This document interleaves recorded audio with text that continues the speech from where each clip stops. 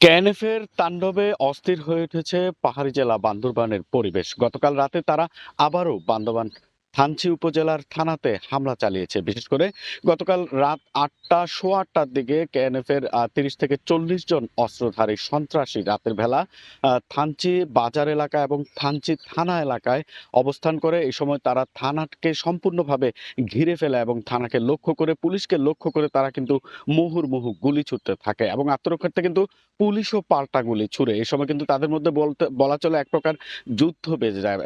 স্থানীয় সময় ঠিক ৮টা সাড়ে ৮টার দিকে আমরা যখন ঘটনাটি জানতে পারি, আমরা কয়েকটি ভিডিও ক্লিপসও আমাদের হাতে এসে পৌঁছে, তখন আমরা দেখতে পাই যে সেখানে পুলিশ এবং কেএনএফ সন্ত্রাসীদের মধ্যে তুমুল যুদ্ধ লেগে যায়। তখন প্রায় ঘন্টা খানেক তাদের মধ্যে কিন্তু গুলি বিনিময়ের ঘটনা ঘটে এবং তারা এক পর্যায়ে কিন্তু থানচি থানার ভিতরে প্রবেশ করারও চেষ্টা করে। তবে এক পর্যায়ে পুলিশের গুলিতে তারা কিন্তু পিছু হটতে বাধ্য হয়।